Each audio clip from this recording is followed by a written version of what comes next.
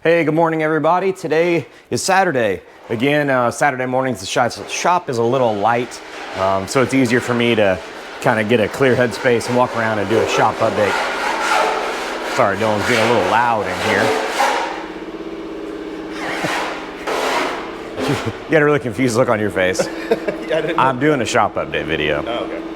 Dylan's fitting fiber forged inner fenders to Old Yeller. Old Yeller is Matt Ryan's truck. Remember on social media we posted some photos and we may have did a video, but this was a low mileage long bed truck. I don't remember how many miles this had on it, but it was a really cool low mileage long bed truck. And our body shop helped us. They cut the bed sides down. They put new lower door halves on it. They put rockers on it. And then Dylan and I put a brand new AMD bed floor in it. And these are the new ones that have they have the extra room in the floor for these 4-inch wider tubs. So I want to take a minute to talk about our sponsor, Motorhead Digital. Over the past year, Motorhead Digital has helped take our website and social media presence to a whole new level. They can help grow your digital marketing experience too, basically bringing you a whole new level of customers by changing your entire online presence. Barry Alt and the Motorhead Digital team of marketing experts, they've got 25 years of experience and are focusing on supporting the automotive aftermarket specifically. Restoration shops, performance shops, race shops. They can give you information about their location, their website, and their marketing maximizer program. You can reach Motorhead Digital team at 585-766-9785 or just simply go to motorheaddigital.com. You can schedule a free digital strategy session. We'll put the link in the video below. And when you go and use that link, you can save 50% off the setup fee of their marketing maximizer program when you tell them that Level 7 sent you. So anyways, back to the video. And then you can see right now that we're finishing up. We turned some Delrin pucks for the raised bed floor underneath the truck, and then Peter's put all new hardware in, and they're going to come back and patina match the hardware. But this thing just got back, I don't know, it's been back a couple weeks now, but Boris and the guys up at Street Machinery matched the patina for us, and man, it is so good. I really like this truck now. Always liked the ochre and white, but they polished it up a little bit, but remember when you do the long bed to short bed, it gets cut like right in through here.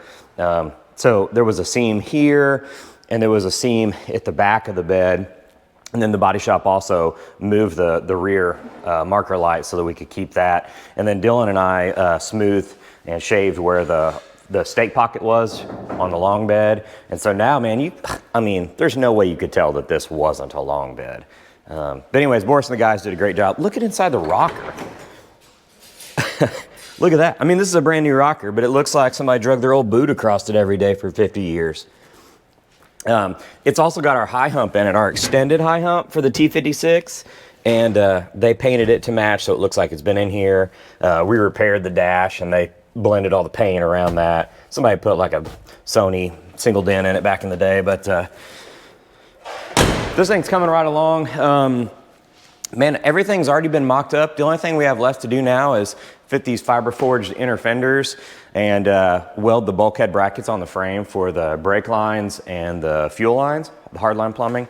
And then the chassis is going to go ahead and get powder coated. So this thing's going to be done by summer for sure. One of the other big projects in the shop, I'm going to move this curtain, is Clay's OBS. This is a 454 SS truck. You guys have seen me talk about this truck a lot in the past. Probably one of my favorite builds that we've been involved with so far. You guys know I'm a nerd. I love to learn new things, and with a new platform comes new challenges and things that I can figure out, and that's what's been so fun. But this was on the chassis table in one of our earlier videos. You saw all the torque arm, Watts link rear suspension. We designed our own inner stiffener and had it cut and broke, and then we welded it all in. If there's no footage, I'm going to try to have the girls put, or the ladies put some pictures here in of some of that progress. But all the chassis stuff is done. Ride height is pretty awesome. It's sitting on jack stands on the rear axle, so that's pretty close to ride height. It might come down a little bit lower than that, but really enjoying this truck. What Zach has been finishing up here recently is moving up the inner fenders. Not gonna run a crazy wide wheel and tire package in this thing, but we do want it low. So he took the factory fender and moved up the mounting area 1.5 inches and then modified the inner fender to where it can move up 1.5 inches as well. So these are turning out really, really good. The washer bottle still fits in here just like it's supposed to, but you know, at first glance, I don't think that anybody's gonna be able to tell that the inner fenders and inner fender reinforcement structure was moved up. Also eliminated all of the factory AC stuff and kind of smoothed out the firewall. Not going for anything custom, but just like a cleaner look. We've got a vintage air bulkhead that we're gonna put in here so we can route all the plumbing. But he's doing the same thing, just wrapping up this fender. Just give you a quick glimpse at this, but yeah, you can see here that all this stuff is moved up and there's a lot more room on the inside of this fender. But pretty cool stuff going on there. BMW DCT trans is in, and we were originally worried that it was gonna hit the floor and we were gonna have to cut out a good piece of the floor, but that is not what happened. Man, the only thing that was gonna touch the floor was the little vent. They've got a vent that sticks straight up on top of the transmission. And I don't know if other DCTs would be that way, but we picked the DCT from the V8. I think it's like a 2012 V8 DCT, so it's got the 1-to-1 ratio in the V8 bell housing. But the guys welded a flange to the OBS floor that's drilled and tapped for 6x1.0 thread, and then Dylan made the sheet metal cover just to kind of give us a little bit of extra room, and they put 6x1 fasteners in it. The other cool thing about this being removable is that transmission's got like a mil-spec bulkhead connector right on top of it, and it would be really hard to get to if you didn't have this removable panel. So super pumped on how that turned out. The Vintage Air Gen 4, sorry, the lighting in here is not very good, but I'll go open the other door. But we put a Gen 4 evap box in this from Vintage Air. And I've had a lot of questions from you guys as to why or how or this and that. There's a lot of reasons to why, but the how is simple. It's a Gen 4 box, and these are the universal mount brackets that come with it. We've just extended this one and put attachment points at the top. The back side is the factory attachment point that comes with the evap box. But man, as you can see, there's tons of room in here for this. Now we're gonna have a lot more room for our ECU and our PDM and some of the electronic stuff under the dash.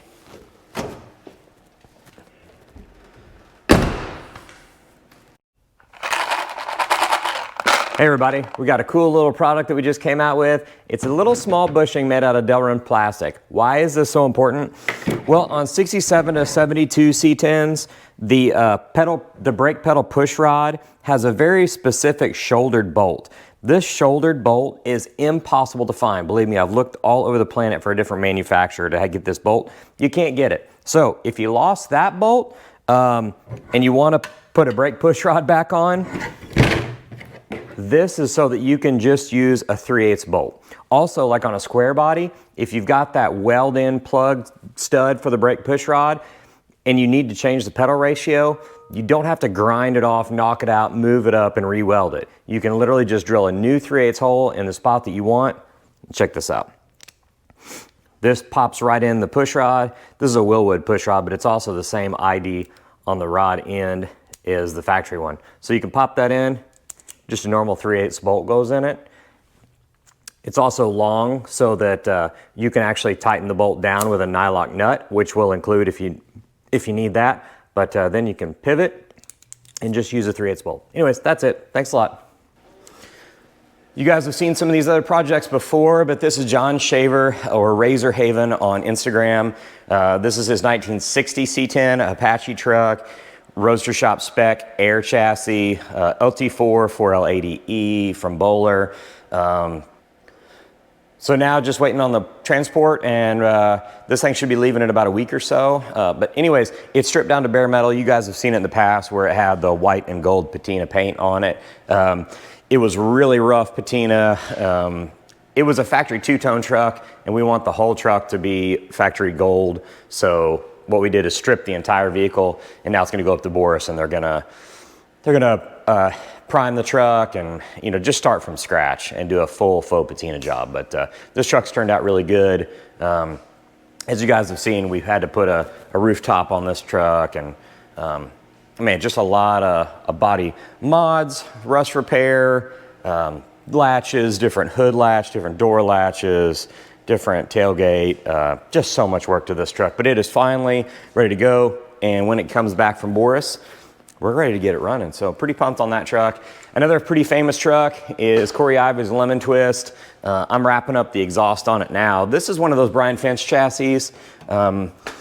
It came here to get finished up, so we did all the brake or fuel hardline plumbing and brake hardline plumbing, and now we're building the exhaust. And this one's been kind of a challenge because all this stuff is welded in from him, and there's only just a really small removable section here. So we had to build an exhaust that performed like we wanted it to, had all the characteristics and components that we wanted in it, but had to make it come apart into multiple pieces. So there's V-bands from the headers, V-bands at the X pipe, so this pipe, or this whole section could come out this way when you pull the trans-cross member. And then it's V-banded here so that the muffler with its sub-pipes can come out through this area, and then the tailpipes will be able to come off individually as well. So lots of V-bands, lots of expensive stainless material in this thing, but it's gonna be super cool. I'm gonna lower this thing down and show you another cool piece that we just came out with, or Wilwood just came out with, and we incorporated on Corey's truck. So let me set the camera down and I'm gonna walk you around his new brake master cylinder setup.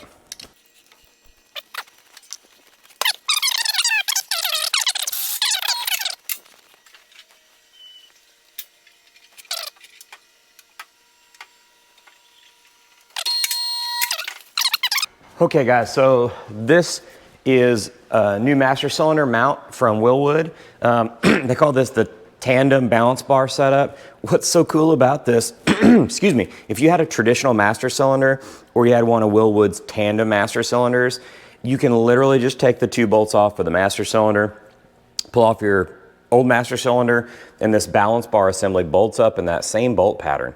And then what you do, and the benefit of this is that you can have individual master cylinders for front and rear. So this is our rear bore master cylinder, and then this is our front bore master cylinder. So with a front and rear brake kit, you have different piston surface areas. So the way to specific or very precisely dial in the pressure per circuit is to have different master cylinders per circuit. Now the tandem master cylinders work very, very well, but if you want to fine tune it and be able to change bore size individually for front or rear, this is the easy way to do it. Another benefit of this is you get adjustable balance bar.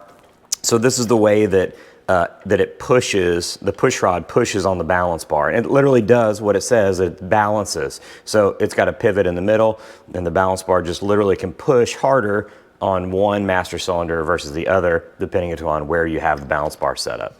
Another thing that we do is we do put a hydraulic proportioning valve in here for the rear circuit. And what that does is it's a pop-off valve. The way that they work is that they can bypass pressure when you initially hit the brake. So when you stab the brake, there's a spring in there. Sorry. But there's a spring in there, and it can release pressure, and it can release up to 50% of that circuit's pressure. So when you, sorry. Good Lord. So anyways, when you stab your rear brakes, so I just got to bless you from the other room. So when you stab your brakes and you do get instant lockup in the rear, it's not necessarily that you need to change the overall pressures, that you need to take that spike out. So it's not just a massive spike in rear brake pressure and maintain. So it can bypass and slowly come up to its pressure that it's going to be at in that circuit. So that's why we do the prop valves in the rear circuit and not the front. I have seen some dudes put them in the front circuit, and I guess that does work too. But with manual brakes, one of the greatest things about manual brakes is that you can modulate the brake so easy. So if you get into too much brake pressure, all you gotta do is let out on the pedal a little bit, and you decrease pressure and you'll give away wheel lockup. So anyways, that's a new product that Wilwood just came out with. These are on our website. They're available with or without master cylinders. When you order these, just tell me what brake kit you have. Say I've got a bare 6P plus kit in the front and I got a 4P kit in the rear, or I've got Wilwood 4-piston. Give me the part numbers if you got them. That's how I can do the math on your pedal ratio versus what piston surface area you have, and I can give you the right master cylinders to go with your kit, and it will ultimately go with your truck and make it work right. So back to Corey's truck. Motor and trans is in it, oil cooler's in it, it's all Cerakoted, all the plumbing's done. Really just waiting for the body shop to give us back the radiator from being Cerakoted, and the whole front end can go back on too. So anyways, that truck's gonna be out of here in 2 weeks. I appreciate you guys watching this walkthrough. We got more trucks coming. I think there's 14 trucks overall right now waiting to come in here to be built. So we're trying to get through some of our projects as quick as we can. Appreciate you guys watching all this. Ooh, look at there. That's that carbon fiber core support from Fiber Forged. And another shameless plug, all this composite stuff is available on our website. These Fiber Forged inner fenders, these are carbon fiber, but they're gel coated, so we can paint these satin black. These dudes are like 3 pounds a piece or something, super light. Same with that core support. I mean, that's an easy 50 pounds off the front of the truck. So anyways, back to updates. Oh, hey, good morning, Jess. Good morning. Yellow and white truck's back here. This is Paul's truck. It's getting a couple updates so it can be more drivable for him next year. Waiting on the body shop to give us the body back for the Blazer. And I thought you guys would like to see this. This is Cass. Cass is a dude out in Montana that's building a really cool truck. We helped him with like a chassis in this motor package. We helped him with like a transmission and some other cool parts. He's a do-it-yourselfer that can handle all this stuff, but he wanted us to help with a few things, and this engine package was one of them. It's super cool, turned out really good. What we do is we buy a LS3 crate motor. So this is the 420 or 430 horse long block. And then we pull the heads, we send them to Frankenstein, have them CNC ported. We do a camshaft and valve train and accessory drive and all the goodies from Holley. And then we Cerakote everything. And anyways, this one's turnkey, ready to rock and roll. Pretty pumped on how this thing turned out. Keith's over here on a Saturday morning trying to sell some more stuff. He's doing a great job. I'm sure a lot of you guys that are watching this video have talked to him, whether it be via email or phone calls. But if you want to order some parts or if you have questions about anything, give him a call here at the shop. He can help you out. Anyways, hope you guys have a good weekend. Hope you have a good Christmas if I don't see you until then. But thanks for watching.